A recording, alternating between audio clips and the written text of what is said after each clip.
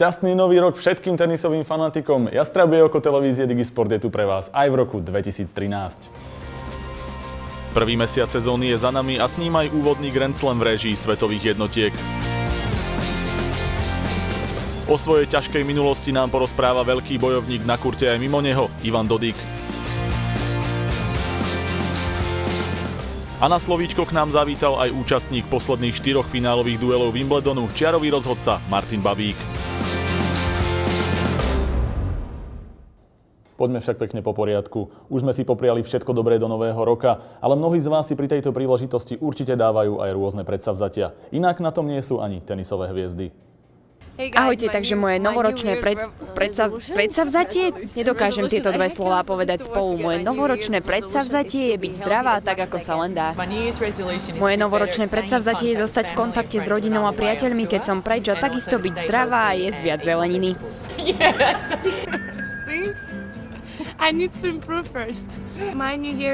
Moje novoročné predsavzatie je vyhrať veľa turnajov, vyhrať Grand Slam, byť svetovou jednotkou a mimo kurtu zlepšiť spev.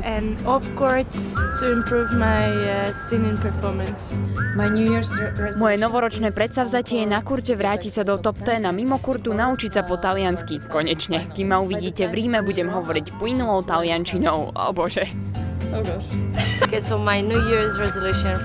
Moje novoročné predsavzatie je... Vlastne v lani som chcela odnaučiť moju mamu fajčiť, ale nevyšlo to, tak snáď tento rok budem mať šancu urobiť z nej nefajčiara.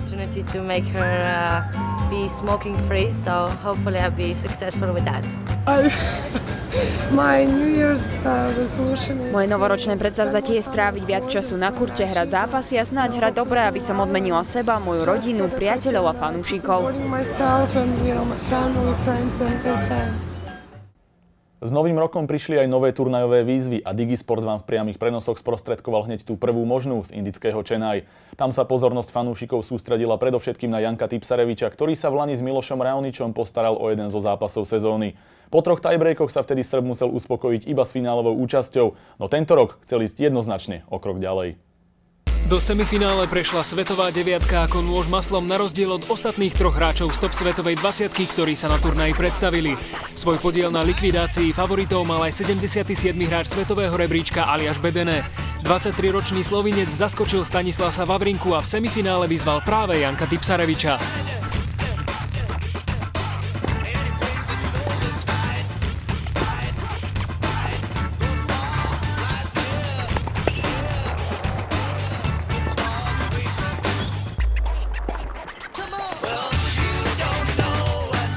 Neskutočná výmena.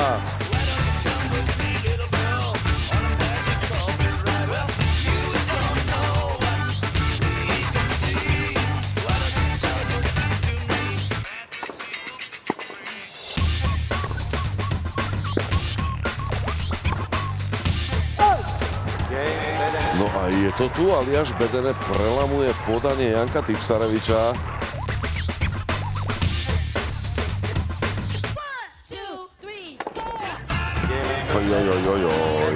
Chladnokrvne s prehľadom a hlavne veľmi suverénnym spôsobom získal ten vytúžený 6. game.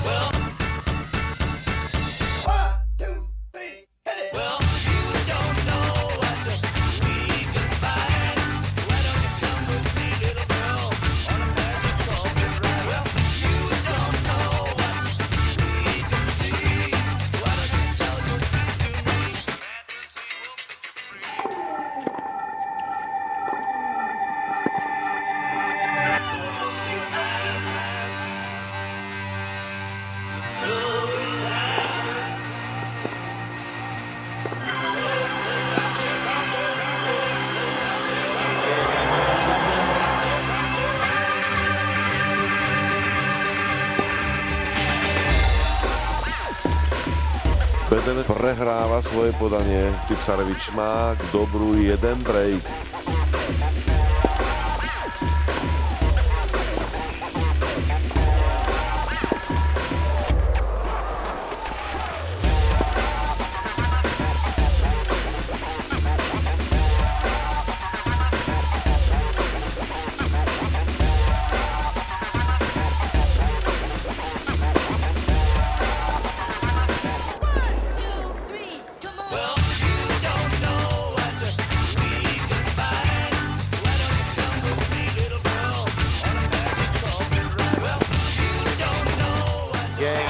A je to tu turnaj. Chennai pozná svojho prvého finalistu. Je ním svetový hráč číslo 9 Janko Tipsarevič. V finále spojilo Davida s Goliášom, veď pre vtedajšiu svetovú 80-ku Roberta Bautistu Aguta to bol vôbec prvý súboj o titul na okruhu ATP. Španiel počas svojej spanilej jazdy dokonca stopol aj najvyššie nasadeného Tomáša Berdycha a zbrane sa nechystal zložiť ani pred Srbom. Roberto Bautista Agut ako z veľkej knihy.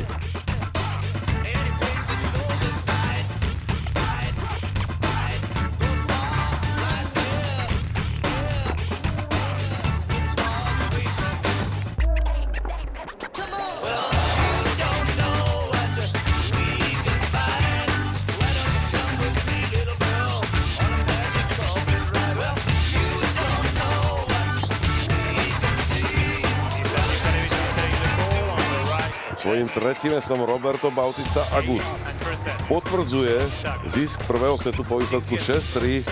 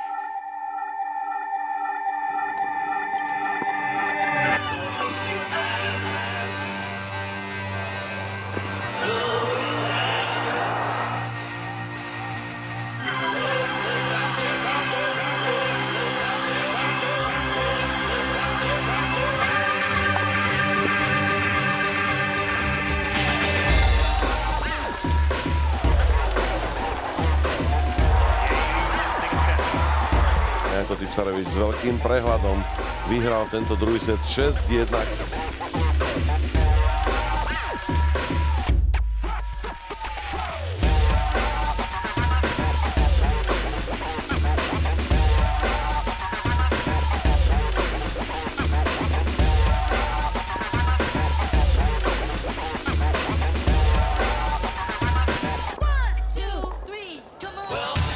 Prekrásna výmena, najkrajšia dnes.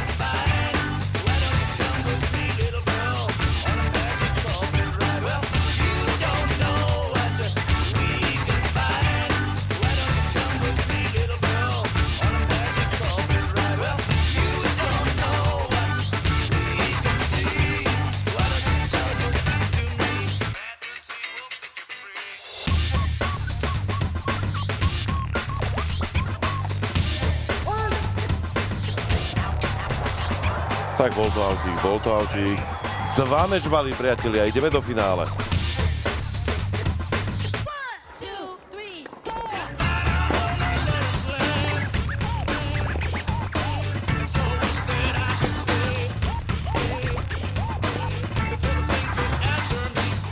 A je to tu, hneď ten prvý mečbal je využitý. Janko Tipsarevič sa, dámy a páni, stáva víťazom Airsoft Chennai Open 2013.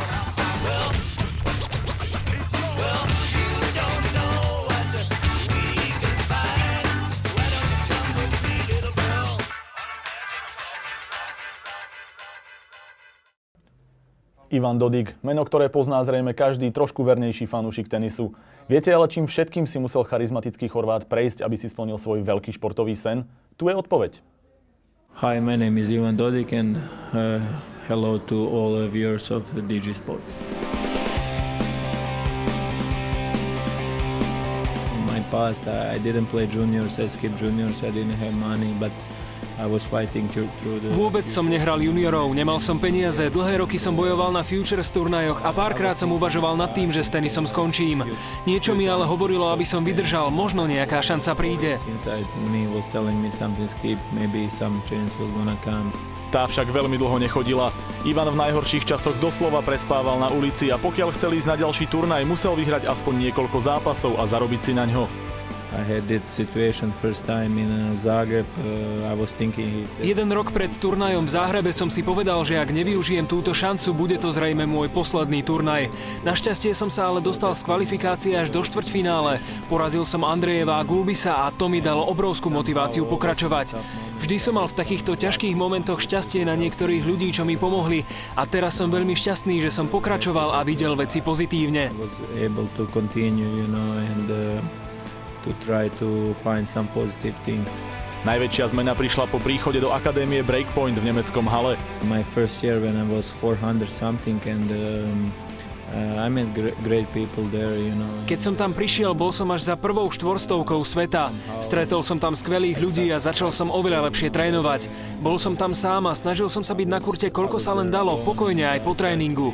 Chcel som využiť každú voľnú chvíľu. Bola to pre mňa posledná šanca niečo dokázať a vedel som, že ju musím využiť. A práve toto odhodlanie a bojovnosť je jeho najväčšou zbraňou aj na kurte. Počas môjho života som sa naučil, že ak nebojujete, nemáte šancu. Mám to stále v sebe. Keď som ako malý hral, bojoval som o to, aby som mohol ísť na ďalší turnaj. A to som si zaslúžil iba, ak som do toho dal všetko. Musel som si svoje prize money odmakať a to ma naučilo oceniť, čo mám a na každom turnaji hrať na maximum.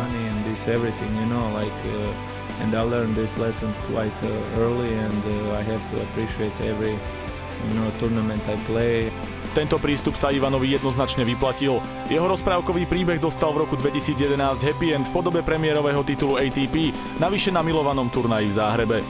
First time when I was thinking to stop tennis was in the Zagreb. If I don't do well, I don't know what I will do. Práve na tomto turnaji som prvýkrát uvažoval nad koncom kariéry. Zahral som tam prvé štvrťfinále a zrazu aj získal titul. Je to hlavné mesto mojej krajiny a nič krajšie si hráč ani nemôže želať.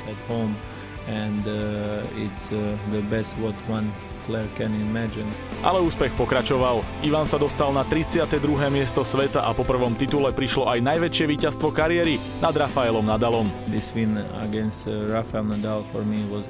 Mám šťastie, že som vôbec dostal niekoľko šancí hrať proti hráčom z top 10 a toto víťazstvo bolo absolútne špeciálne. Nikto to nečakal, celý zápas som prehrával, ale nejako som to vybojoval. Bol to najlepší zápas môjho života s toľkými emóciami. Zapamätám si to navždy. Som šťastný, že som jedným z mála ľudí, ktorí ho porazili. Yeah, I think I will always remember this match and for me something special and I can be happy that I'm one of the guys who beat him. Z rozprávky však v lani prišiel návrat do reality a s ním pád až na 118. miesto rebríčka. I could not beat I would say myself on the court. Mal som na začiatku roka smolu so zraneniami. Nemohol som byť na kurte sám sebou. Vyše pol roka som sa trápil. Boli to zlé časy. Nebol som na to vôbec pripravený. Teda vedel som, že rok potom, čo som skončil ako 37-čka, bude ťažký, ale spolu s týmito zraneniami ma to zasiahlo nie len rebríčkovo, ale aj psychicky. Bolo to ťažké pre celý môj tím nájsť správnu cestu, ale na konci roka to začalo vyzerať zase veľmi dobre. Dostal som sa na 70. miesto a mám pocit, že sme našli spôsob, ako zostať po boku tých najlepších. That I'm again happy.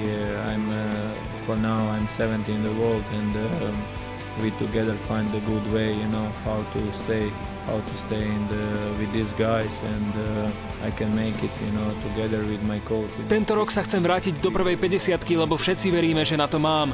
Musím akurát zostať zdravý, to sa mi v lani nepodarilo. Ak budem pripravený fyzicky a budem hrať svoju hru, viem, že môžem zdolať každého a preto si podľa mňa zaslúžim byť v prvej 50-ke. Good tennis, like I said, I can beat everybody and I think I deserve to be top 50. Keď spomeniete tenistovi alebo tenisovému fanúšikovi január, každému napadne okrem poriadnej zimy jediné – Australian Open. Prvý Grand Slam sezóny priniesol skvelé momenty aj veľké prekvapenia. Nakoniec to však predsa len boli najväčší favoriti a obhajcovia trofeje, ktorí sa tešili. A hoci tento pocit poznajú naozaj dôverne, radosť bola nekonečná, predovšetkým v podaní kráľovnej ženského tenisu Viktórie Azarenkovej.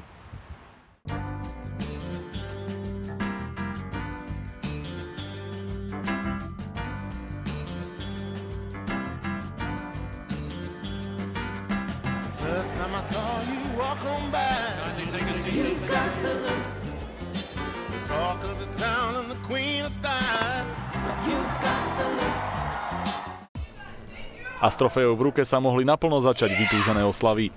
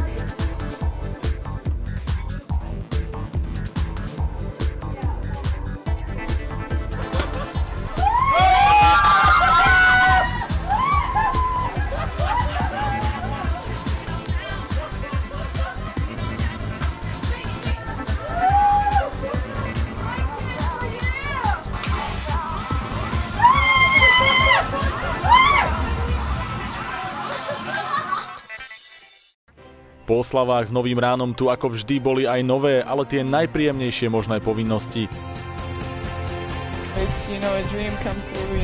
Je to pre mňa splnený sen vyhrať čo je len jeden Grand Slam bolo niečo, o čom som snívala od malička a zopakovať to je ešte krajšie.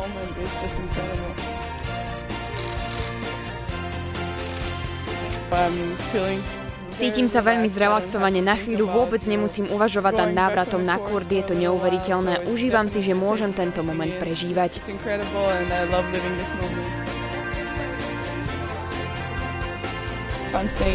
Dnes tu ešte ostanem, pozriem si mužské finále a možno pôjdem aj von a obzriem sa po Melbourne, lebo posledné 2 týždne som na to vôbec nemala čas.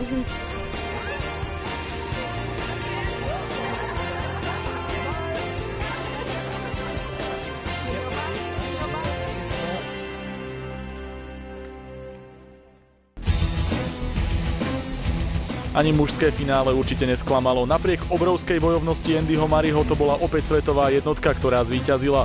Novak Djokovic tak ako prvý hráč v Open Aire ovládol Austráliu 3-krát za sebou.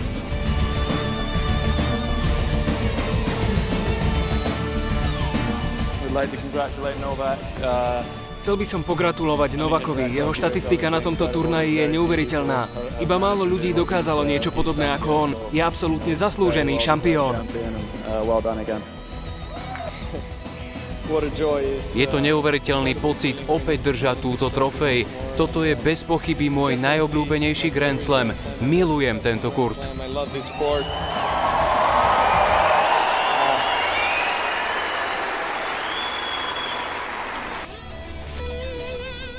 Celkovo 6. Grand Slam zaradil Noleho v historických tabulkách na úroveň velikánov ako Boris Becker či Stefan Edberg a pri súčasnej forme môže určite pokojne hľadieť aj oveľa vyššie.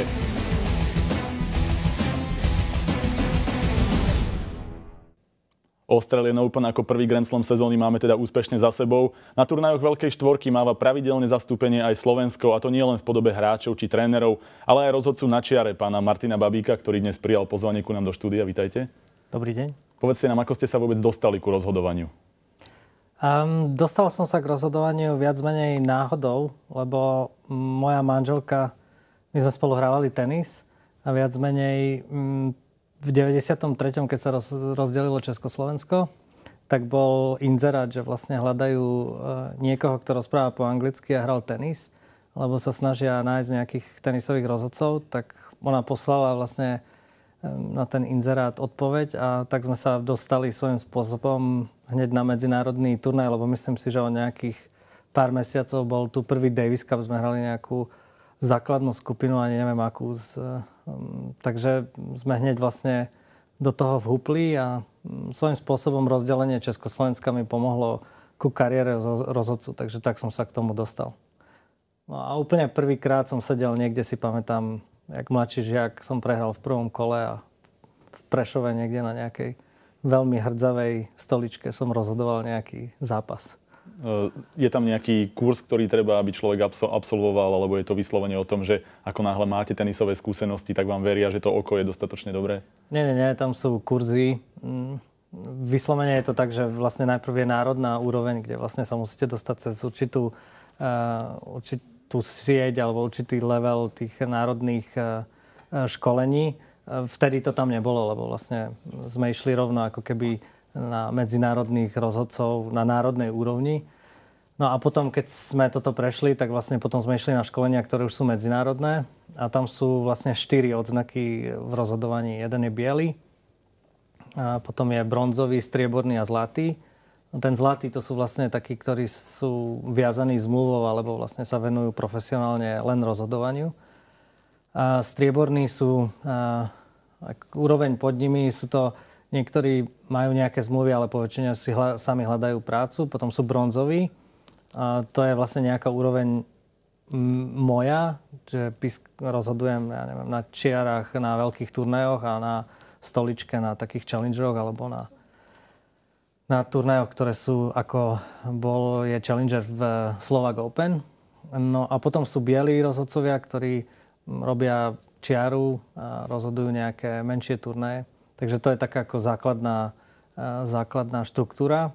No a plus vlastne máte ako keby čiarových hlavných a potom vrchných rozhodcov. Takže to je ešte ďalšie delenie. Vy ste čiarový rozhodca teda na tých väčších turnajoch.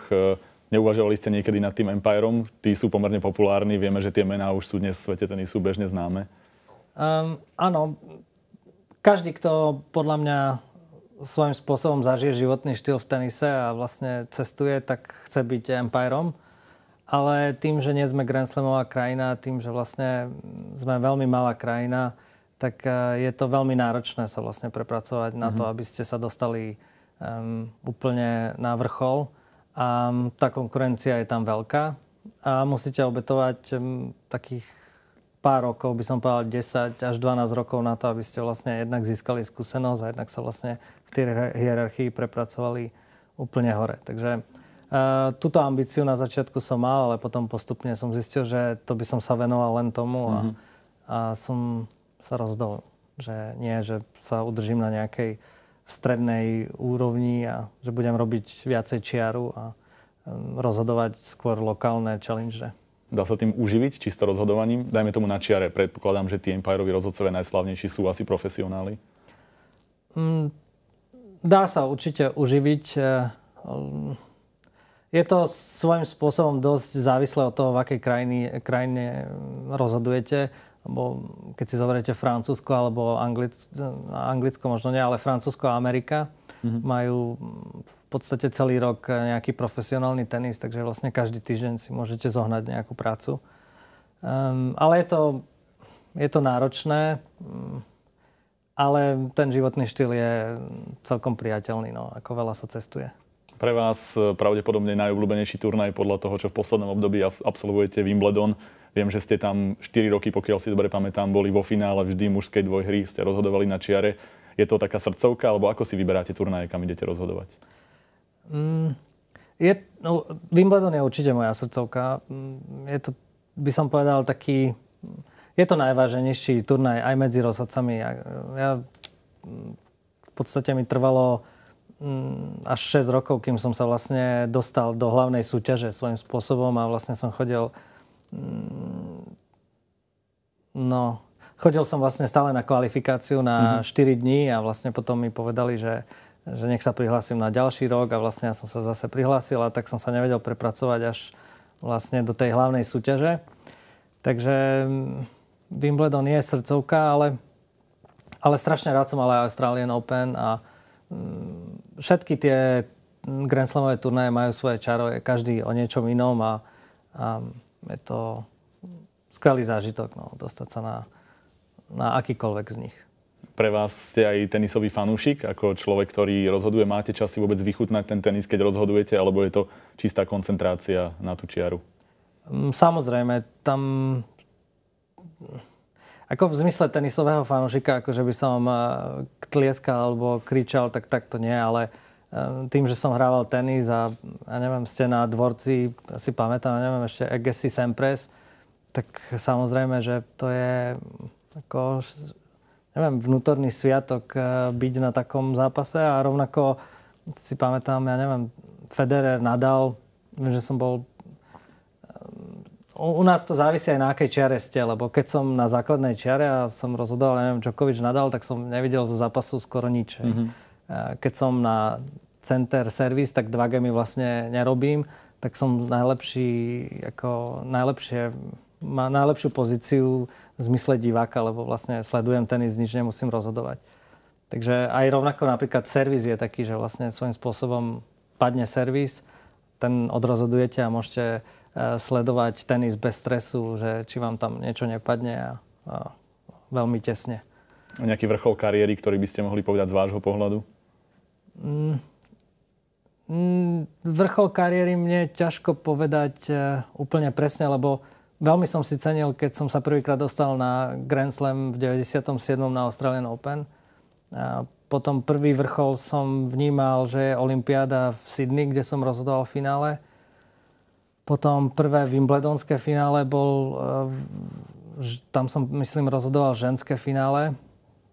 A potom Peking olympiáda finále.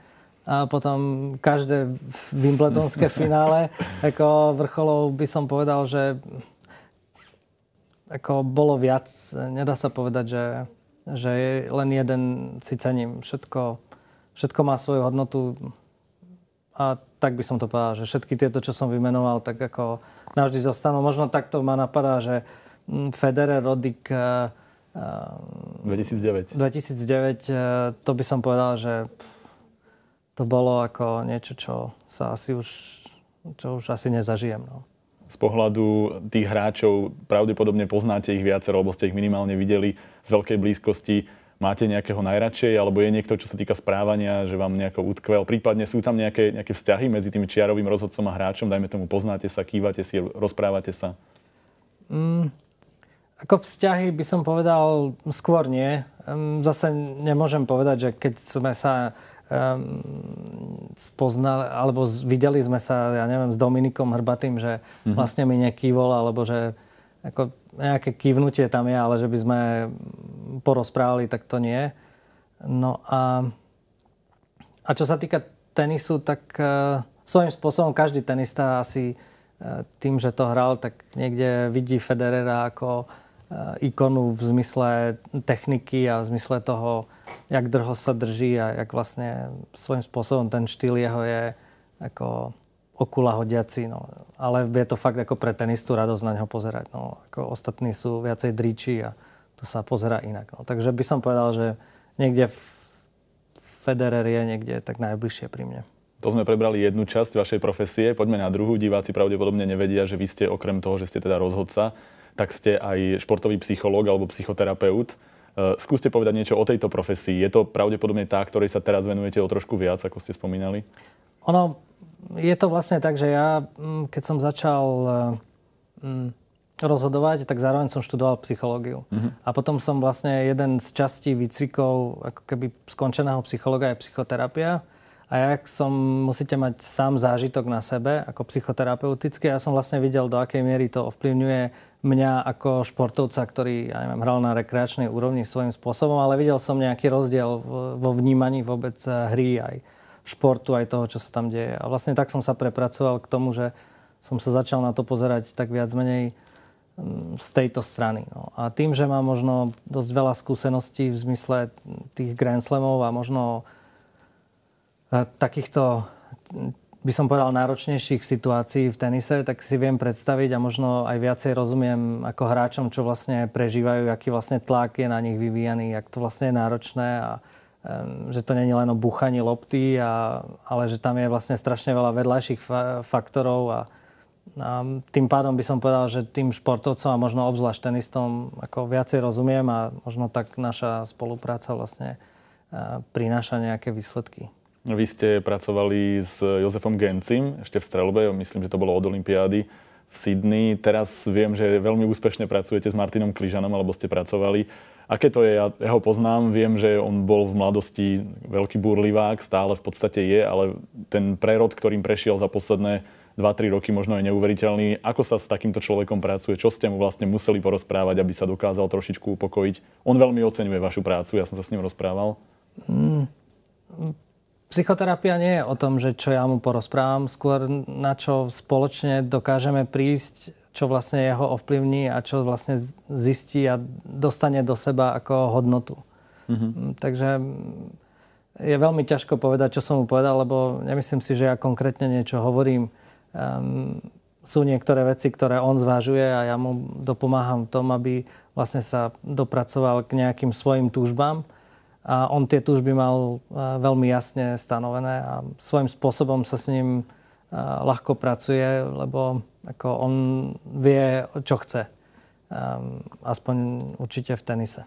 Viem, že keď som si pozeral váš profil, že používate aj rôzne metódy, alebo ste aspoň študovali ako hypnóza a podobné. Je to niečo, čo skúšate na beznádejné prípady? Keď už nič nejde, tak ho zhypnotizujem a pôjde to lepšie?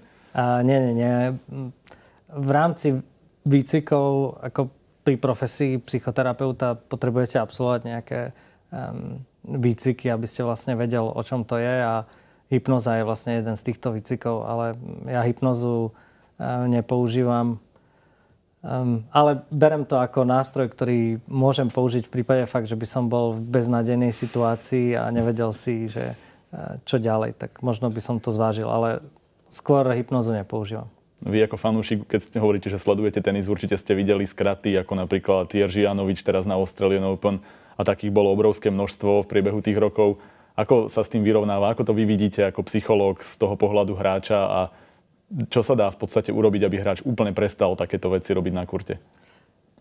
Ja to vidím v dvoch polohách, lebo jednak je to, že sedím hore na stoličke a vlastne svojím spôsobom som videl nejakú loptu, ktorá sa mi zdala rovnako ako možno Janovičovi a som ju nezahlasil dostatočne včas.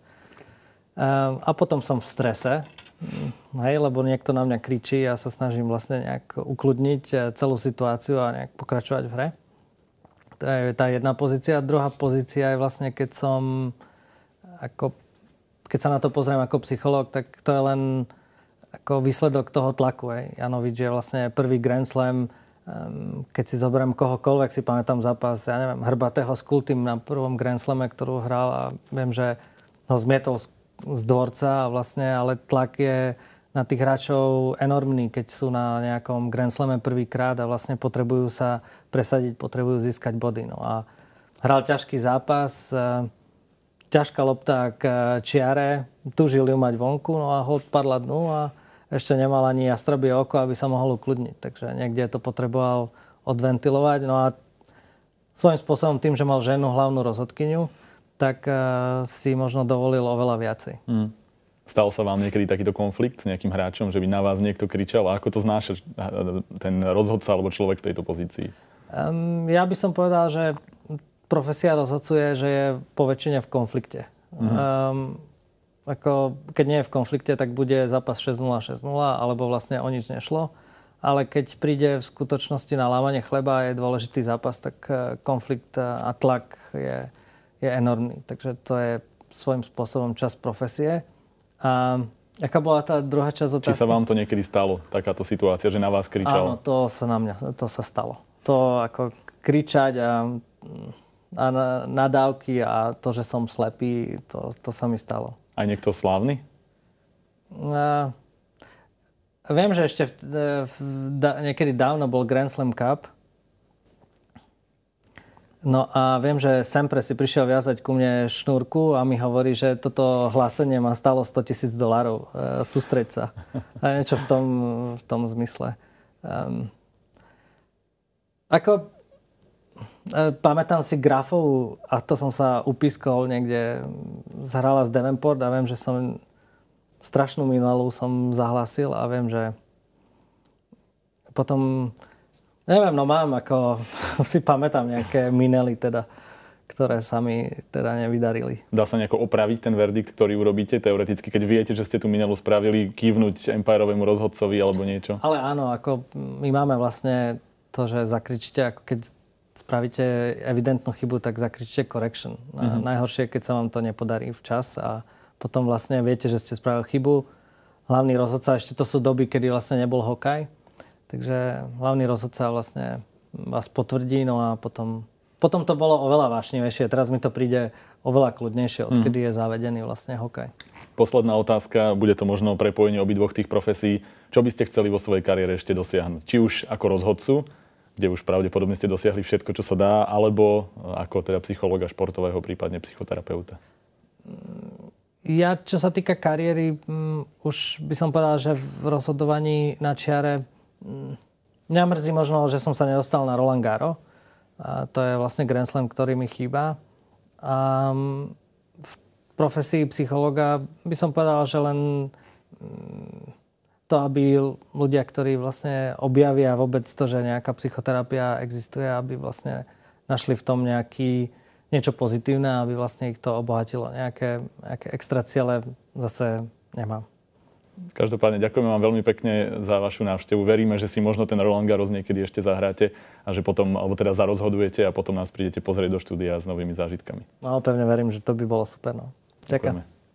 Ako vidíte, niektorí majú väčšinu svojich snov dávno splnenú, no sú aj takí, ktorí snívať iba začínajú. Ako napríklad náš dnešný talent.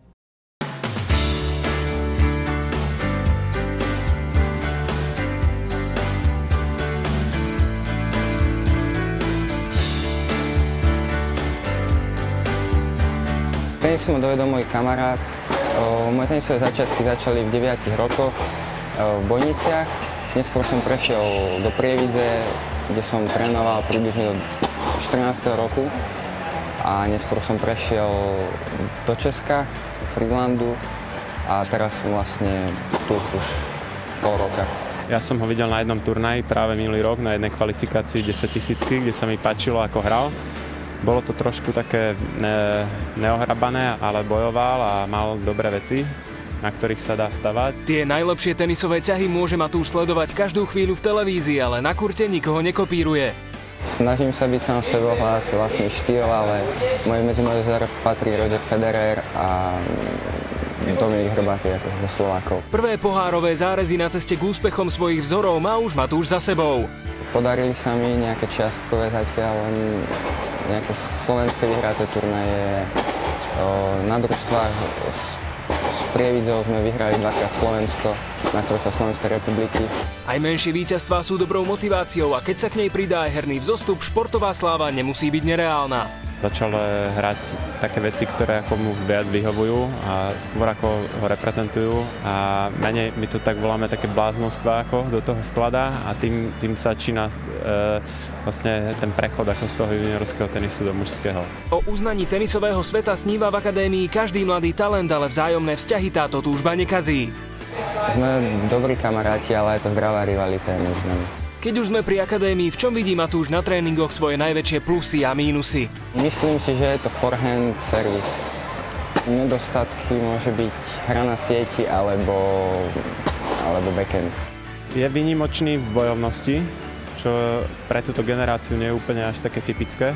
Je taký podobný typ ako Mary, dobre sa pohybuje po kurte, dokáže zabojovať. Určite ako je tá hra perspektívna z toho pohľadu, že chce, bojuje a to je momentálne si myslím extrémne dôležité. V Matúšovej kariére nastáva prelomové obdobie a je preto na čase začať meniť svoje želania na skutočnosť. Chcel by som uhrať prvý bod, aby som už bol na rebríčku ATP a chcel by som byť v stovke svetovej. Čaká ho určite veľmi ťažký rok, začne hrať 10 000-ové turnaje, ktoré budú určite ako o niečom inom, ako bol doteraz zvyknutý, ale myslím si, že v poslednom období, čo sú 3-4 týždne, začal ukazovať, že má na to, aby hral takýto mužský tenis. A ako to dopadne, tak to už uvidíme počas sezóny, ale určite má dobre nakročené. Pokiaľ sledujete Jastrabie oko pravidelne, určite ste si už zvykli aj na našu školu tenisu. Tá samozrejme nemôže chýbať ani tentokrát. Naučili sme sa v nej obidva základné údery, forehand aj backhand a takisto aj ich využitie vo výmene. No a teraz si posvietime na úplný základ každej jednej loptičky – podanie. A dnešná lekcia bude s hviezdnym učiteľom, tentokrát s Radkou Zrubákovou. Vítajte. Dobrý deň, som rada, že vám môžem ukázať zo pár tipov na zlepšenie podania. Privítam moju malú pomocníčku, moju dceru Aniku, ktorá nám pomôže ukázať niektoré dobré tipy na to, aby sa vám zlepšilo podanie. Na úvod by som povedala, že podanie ako jediný úder v tenise je nezávislý od nášho súpera. To znamená, že treba využiť všetok čas, ktorý máme na to, aby sme sa na tento úder pripravili. Najdôležitejšou časťou podania je správny nadhoz. Na natrénovanie správneho nadhozu poznáme zo pár trikov. Jeden, ktorý veľmi pomáha nielen na to, aby sme si vyhodili na správne miesto, ale aj do správnej výšky, je napríklad to, že sa postavíme k stene, oprieme sa chrbtom o stenu, potom pomalinky sa od nej odlepíme, aby medzi stenou a nami bol len úzky priestor. Nastavíme sa, ako keby sme pred sebou mali dvorec a pomaly si vyhodíme zároveň so stenou. Musíme sledovať loptu, ako ide zároveň so stenou v rovnakej vzdialenosti od steny do potrebnej výšky. Môžeme dokonca si hľadať nejakú značku, na ktorú si to budeme vyhadzovať. To znamená, že takto si vyhodím, chytím. Zase vyhodím, chytím. Tá lopta by mala padnúť priamo do našej ruky.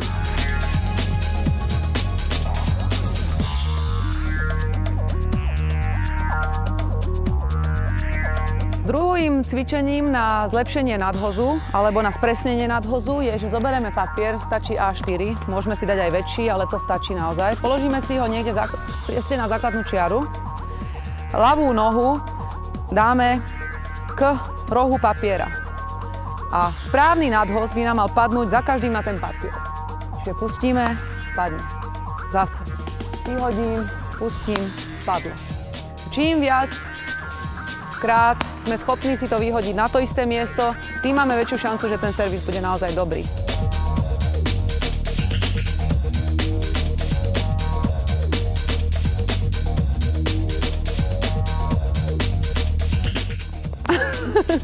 No, takže vidíme, že naozaj to nie je až také jednoduché, ale naozaj toto je ideálna pomôcka.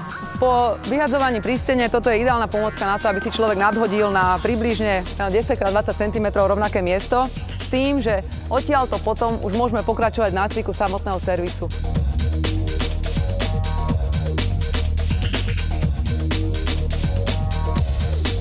Poznáme dva druhy podania, čo sa týka prisúvania nôh. Jeden je ten, že hráč stojí na obidvoch nohách naraz a celý servis je len, že sa zníži a potom z obidvoch noh sa odrazí a prejde dopredu cez servis. Druhý je ten, začiatok je rovnaký, pravá noha ide k ľavej, sa spoja a potom z obidvoch spoločne sa hráč odrazí a prejde zase dopredu.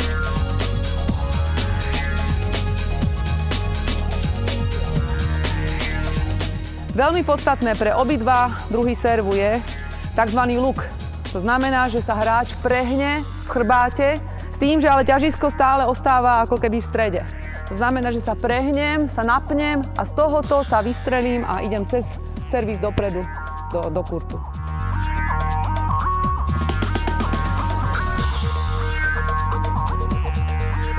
Pre dobré podanie je aj dôležité vytočenie správnej rakety. To znamená, že by to malo byť tzv. Kladívkové. Takto, keď si položíme raketu na zem, chytíme ju, tak vlastne takto môžeme rovno podávať.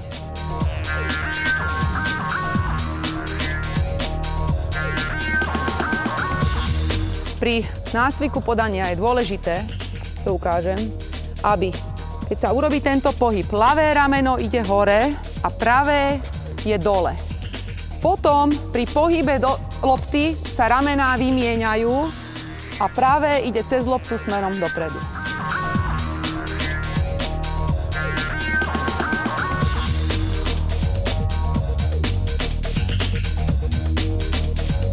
Keď už tento začiatok sme zvládli, je podstatné, aby hráč išiel za loptou do smeru. Stáva sa niekedy, že hráč zahrá servis a sa padne na chrbát, padne doprava, ostane stáť, skočí dozadu.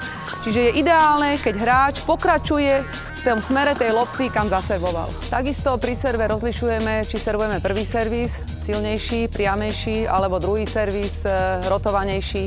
Na prvý servis si zvykneme nadhodiť malinko pred seba, aby sme mohli s nimi dopredu, aby sme čím viac energie mohli dať do toho úderu. Druhý servis, ktorý chceme roztočiť, vyhodíme trošku za seba, aby sme ho mohli takto roztočiť. Tam potrebujeme urobiť takúto smyčku alebo slúčku okolo lopty, ktorou pekne ju zabalím, ako keby ju naliftujeme. Priamy servis je dôležitý. To je priamy. Tuto urobíme takúto striežku a len tú loptu zhora sklopíme dopredu. Druhý servis, ktorý si vyhodíme za seba, tak odtiaľ to vytiahneme a pekne ju rozliftujeme tú loptu.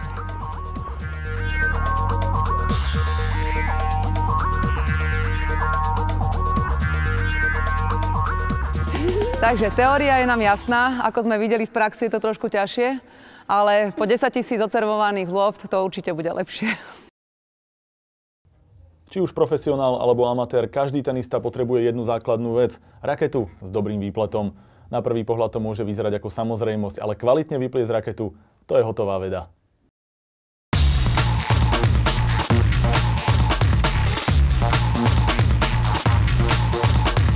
Výplet je v podstate tak, jak softvéru počítača, takisto výplet je softvér u rakety ako hardvéru, aby vôbec fungoval. Lebo aj najlepšiu raketu s zlým výpletom vieš dostať na zbraň, ktorá miesto toho, aby ti pomáhala v kvalitnej a príjemnej hre, ti bude spôsobovať bolesť, zranenia a veľmi zlý pocit z toho tenisu. Čo treba mať na to, aby si vedel poriadne vypletať rakety?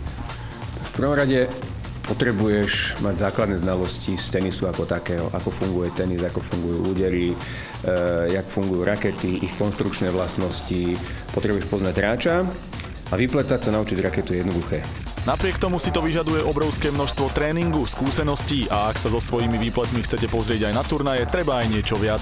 Licencie je možno získať na základe určitého vstupného testu, absolvovania školenia a záverečného testu. A tých úrovní licencovania je niekoľko, mám taký dojem, že posledných je 6. Prvá je základná, kde sa človek naučí základné veci ohľadne vypletania a keď zvládne skúšku vypleť raketu do 1 hodiny bez chyby a správnej tenzie, dostane základný certifikát, s ktorým by už mohol vypletať v nejakom klube alebo pri nejakých známych. Postupne so skúsenostiami, náročnosťou na techniku, náročnosťou na obsah tých testov plus jazykových znalostí sa človek dostane až na licenciu Tour Stringera, ktoré oprávne vypletať na najväčších ATP a WTA turnajoch. Si iba jeden z mála ľudí, ktorý má ten oficiálny najvyšší certifikát. Koľko vás je na Slovensku? Na Slovensku sme podľa mojich prepočtov alebo podľa informácií 2, ale hovorím len to, čo počujem. Možno nejakí ešte majú tie základné certifikáty, ale tieto najvyššie máme iba 2 spravené. A na svete tých najlepších vypletačov je niekoľko desiatok. Takže už vieme, kto môže vypletať, ale dôležité je aj čím. Základné delenie je jednoduché. Prírodné materiály, alebo teda prírodný materiál a syntetické materiály.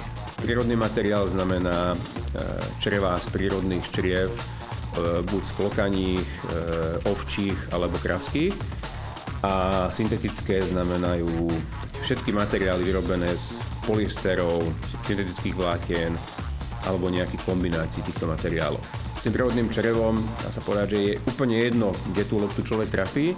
To prírodné črevo má veľkú schopnosť absorbovať rezonancie spôsobené vibráciou tej rakety a tých zranení je pri používaní prírodného čreva minimum. Pred pár desiatkami rokov sa používali na tej najvyššej úrovni len prírodné čreva, takisto aj v rekreačnej oblasti. Ale keďže ten tenis sa stal rýchlejším, silnejším, používali sa nové tréningové metódy a tí hráči sú všetci vysokí atleti, muselo sa prejsť prírodných čriev na nejaký materiál, ktorý aspoň chvíľu vydržal to zaťaženie na kurte a nemuseli meniť tie rakety po pár gemoch, keď im to náhodou prasklo. Rozmýšľalo sa, čo s tým urobiť, tak v podstate niektorí hráči začali používať kombinované výplety, takzvané hybridné, a umelohmotné struny, ktoré mali buď z polyesteru, alebo z nejakého kevlaru, alebo z iných syntetických materiálov, začali kombinovať na kríž s prírodnými črevami. Tým pádom tá raketa pri skoro tej istej vlastnosti rýchlosti lopty a sile úderu sa stala komfortnejšia a samozrejme tých zranení bolo oveľa menej. U mužov čistý prírodný materiál, ak dobre viem, používa len Radek Štepánek, ktorý má veľké problémy s ramenom a vyzeralo to, že možno aj s tým tenisom skončí. Začal hrať s prírodným črevom a už niekoľko rokov sa drží na špici, ale z tých top hráčov, ak sa teda mám odvolať na posledné reporty z veľkých turnajov, Roger Federer hrá s kombinovaným výpletom, ktorý ho používa, ale naopak, jak som pred chvíľou hovoril o tom, že sa používajú dlhé struny poliesterové, teda syntetické a krížne črevá, tak on má dlhé struny čreva a krížny výplet má syntetické. Z tej topky to ešte používa Andy Murray a Del Potro. Profesionáli majú o svoje rakety naozaj dokonale postarané, ale čo my amatéri? Mnohým je úplne jedno, čo na rakete majú a k vypletaniu ich prinúti jediné – prasknutá struna. Výplet v rakete sa dá kľudne porovnať v paralele s pneumatikami na aute. Tiež ľudia nemenia až vtedy, keď im praskne alebo sa zadierú, ale menia vtedy, keď už neplní tie svoje vlastnosti, prilnavosti a tak ďalej. U výpletu je takisto. Výplet z 95% používaných na trhu je umelý materiál. Vyrába sa od polyesteru alebo syntetického vlákna. Samozrejme, ten je ovplyvňovaný počasím, dĺžkou hrania, natiahnutím, hrúbkou, opotrebovaním pri dotyku z lopty a tým pádom ten výplet má určitú životnosť hraciu. Nie životnosť, trvácnosť, kým tým nepraskne, ale hraciu. Takže záverečná rada pre všetkých rekreačných hráčov. V prvom rade nech požiadajú svojho vypletača, aby mal zariadenie alebo nech odporúči, kde sa dá raketa zmerať. A keď má raketa menej ako 20%, oproti pôvodnému prepliesť. Jednoduché. Tak a to je z našej premiérovej časti v roku 2013 všetko. Aj keď na záver tu pre vás máme ešte jedno malé prekvapenie. Jastrabie oko vám ponúka šancu zapojiť sa do súťaže a vyhrať permanentku na 5 hodín tenisu na kurtoch Akadémie Love for Tennis. Stačí si správne tipnúť výsledok zápasu medzi našou hviezdnou moderátorskou dvojicou Mixzony, Marekom Skáčikom a Matúšom Lukáčom. Chalani, ako vidíte vy svoje šance? Budeme potiť krv. Bude to jeden z najočakávanejších zápasov v Open Aire. No ale teraz vážne výsledok, ideš ho rozbiť? Tak žiadna loptička pre mňa nebude stratená a pôjdem na víťazstvo 2-0 bez tie breaku.